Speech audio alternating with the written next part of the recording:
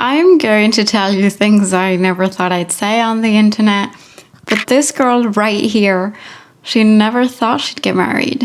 She never planned to get married, never drew wedding dresses in her journal, which has put present her in a very weird spot. And you guessed it, this girl, well, that's me. Everybody told me not to do it, but I will be making my wedding plans. Say yes to my dress, say yes to my dress.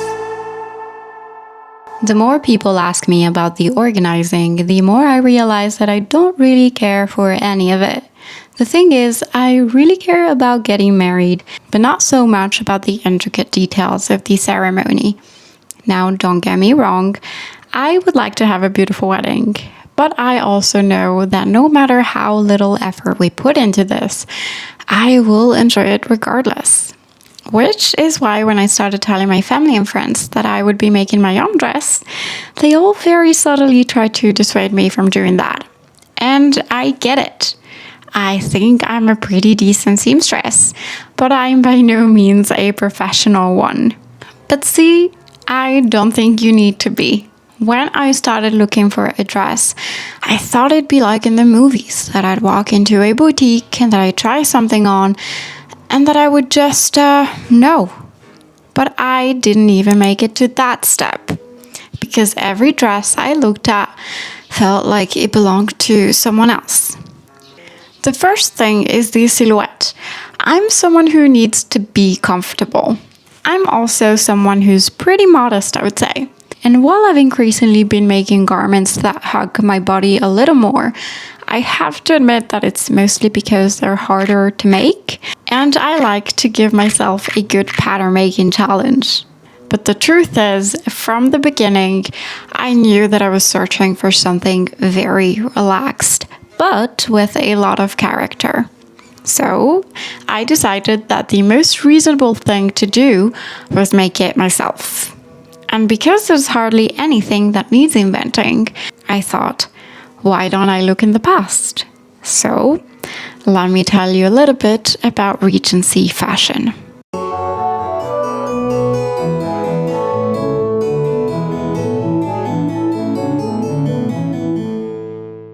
The Regency period, roughly 1795 to 1820, Jane Austen's entire world, produced what I think is the most romantic silhouette in the history of women's clothing. The waistline sat just below the bust, impossibly high, which meant that the skirt started early and fell to the floor in one long, uninterrupted line. No corset, no boning, no structure, just fabric falling. The dresses worked with gravity, and the effect is this incredible softness, like the women wearing them were always slightly in motion and never standing still. And that's exactly what I wanted, that specific feeling. The second thing I kept coming back to was layering. So many of the dresses that I was drawn to had texture built on texture. In the Regency period, this came partly from practicality, because lightweight fabrics were fashionable, so women layered them for warmth and modesty.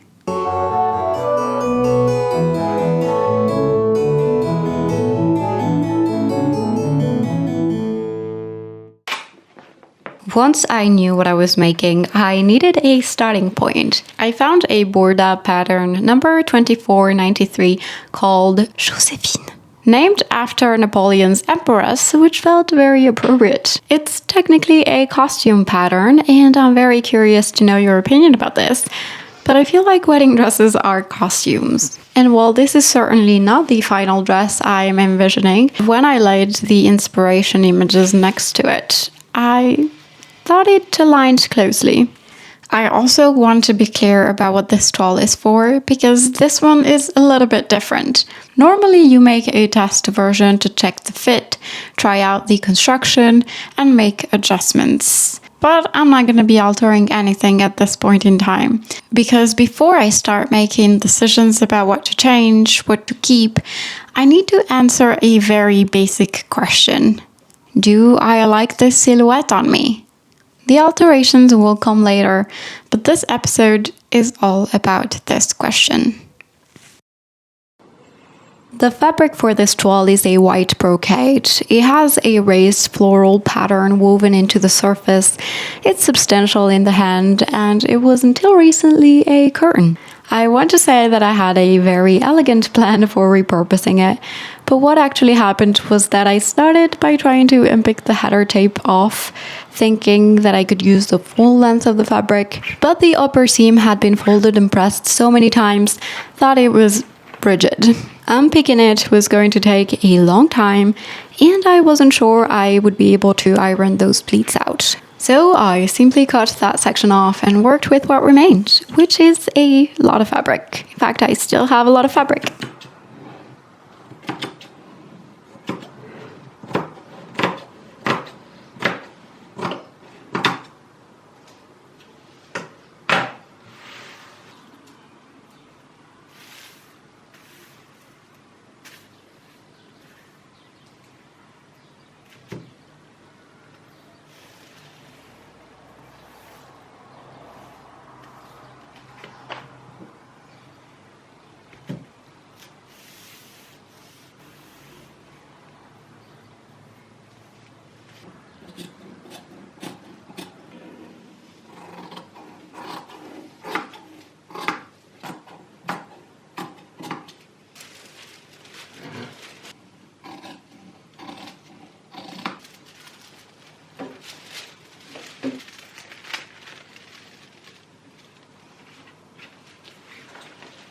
Before I started sewing, I did something I had never done before, and I wanted to mention it because it made a difference I did not expect. I did a lot of prep work. I wound all of the bobbins in advance and marked all of my notches and channel lines. The logic was very simple. I wanted to avoid the frustration of running out of thread or having to twist an already sewn fabric to draw my markings. I wanted to stay in the flow of the work, and it was the right decision. There's something about removing all of these small interruptions that keeps you in the making in a way that matters a lot.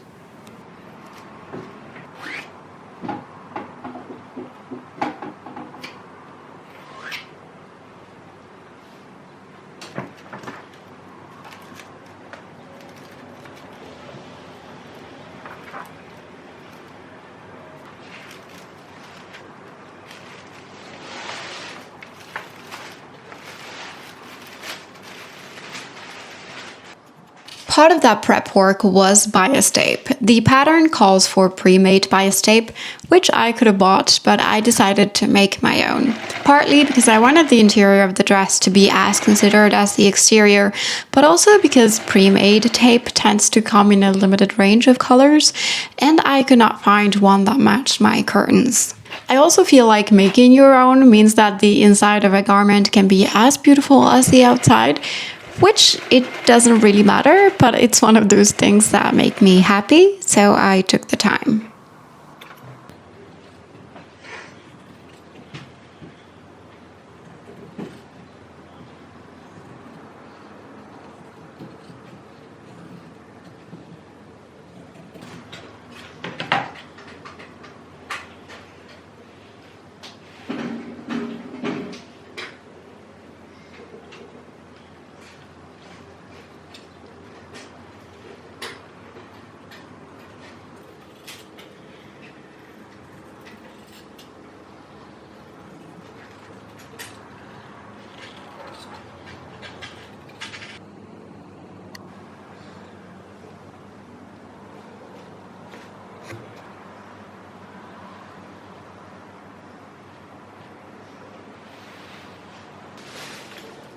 I used a technique I found on a sewing blog that I'd been meaning to try for a long time. You place a pin on your ironing board, pass the tape underneath, and then you pull the fabric through as you iron. The pin holds the fold in place while the iron sets it. It sounded too good to be true at first, but it worked.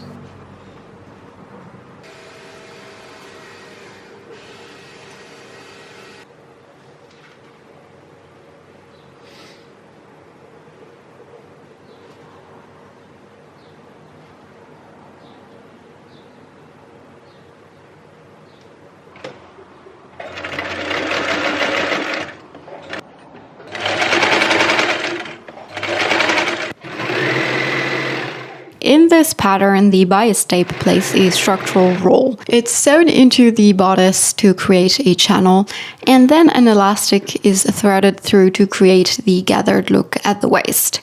So getting it wrong was not an option. However, the instructions did not specify how to attach it. My first instinct was to sew one side, right sides together, and then finish the other one by hand, the traditional method. But I quickly realized that top stitching directly onto the fabric would be both faster and more stable, especially on a thicker fabric like this one.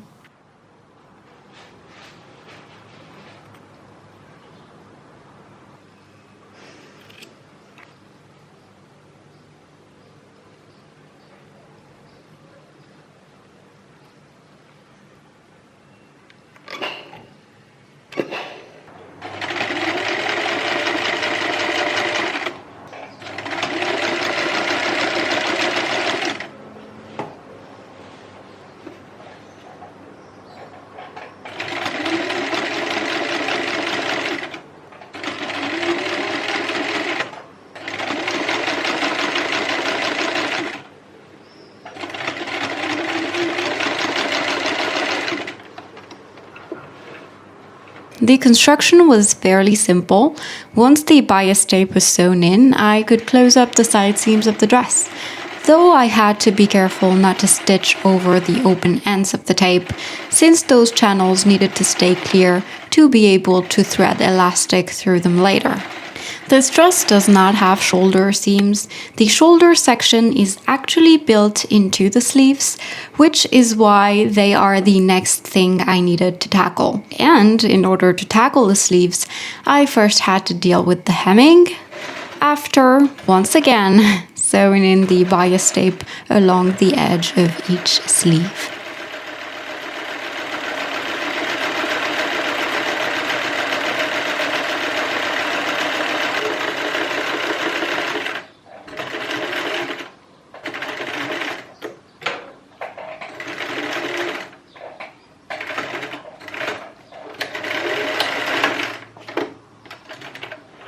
The hem took longer than almost anything else in this project.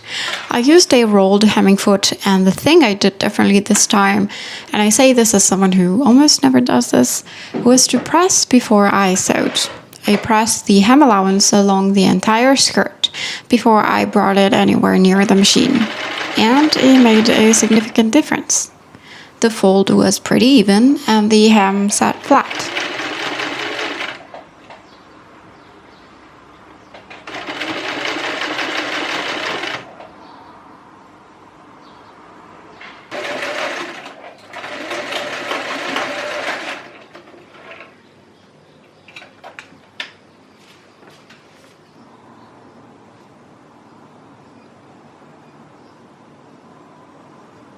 And then it was finally time to thread my first channels, the ones along the lower edge of the sleeves.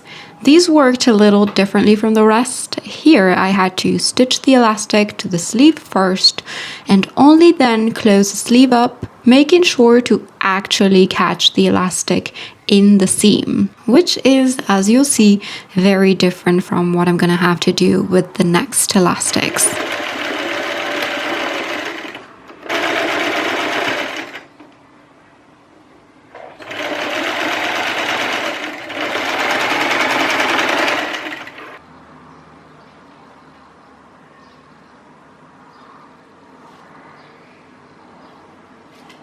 Until now, I have been thoroughly following the pattern instructions, but there's one thing that I'm going to change moving forward, and that is the order when it comes to serging. And that is because the pattern instructions call for you to finish the edges after stitching, which leads me to think that they want me to use binding perhaps, but they don't specify any method. So I personally have been searching because this is just a toile and I'm more interested in finding out if this shape is something that I want to pursue. When it comes to the real dress, that's to be determined because I have not decided if I want it to be a real hard labor type of project or if I just want it to be chill and laid back when it comes to the craft. Since I'm searching on this project, I'm gonna go ahead and get it done before moving forward and setting in the sleeves. But obviously, that's when my serger decided not to cooperate. Luckily for me, I was able to sort it out fairly quickly.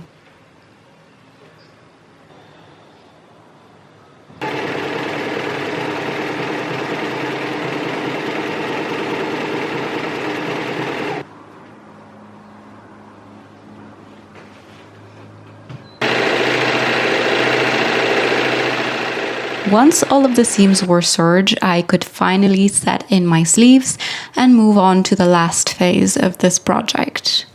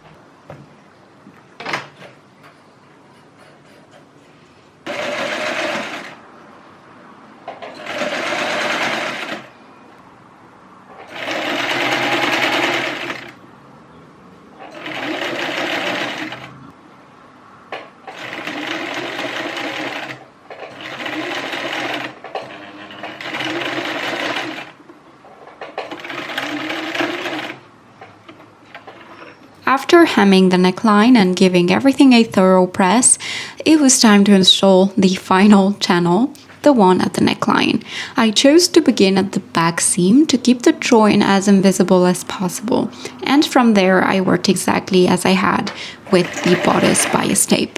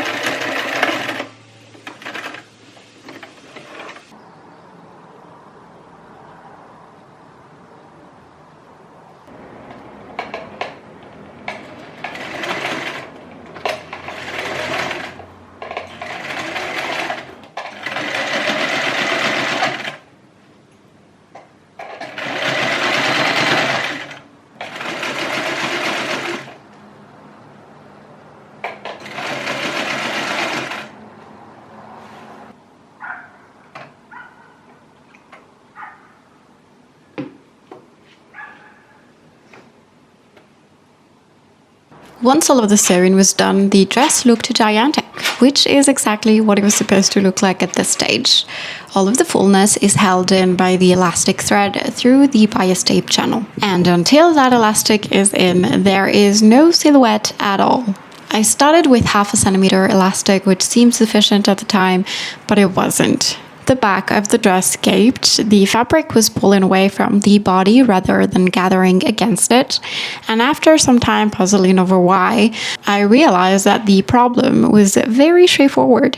The brocade was very heavy, and a 0.5 centimeter elastic simply did not have the strength to hold that in. So I switched to 1 centimeter elastic, which solved this problem immediately.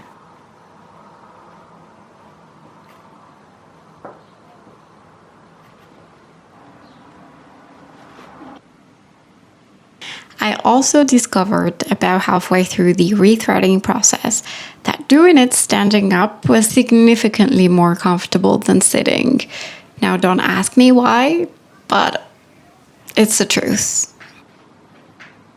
After trying the dress once more, I sewed the ends shut directly on the seams so that the joints sat hidden inside the seam allowance. And voila, my first toile was officially finished. I had been putting off this project for months. I think it's easy to fall into procrastination with the projects that matter most. The ones that feel overwhelming precisely because you care about getting them right. This dress was actually pretty straightforward to make, but what you don't see are the months before. Me just staring at a screen trying to decide whether I was brave enough to self-draft, whether I was buying the right pattern, whether I should order the fabric or wait. Making this toile was the thing that finally broke the cycle of overthinking. I was able to lift the weight off of the project by simply renaming it. This is just a toile. I gave myself permission for this not to be the real thing. I lowered the stakes. Up to this point, it had all been theory. Inspiration boards, silhouettes, a feeling I couldn't quite put in the words. And this was finally the moment that it would either match the picture in my head or it wouldn't. And it did. I don't love everything about this dress, but I think I was able to answer the main question. Will I move forward with this style? The answer is yes. And I hope I don't regret it.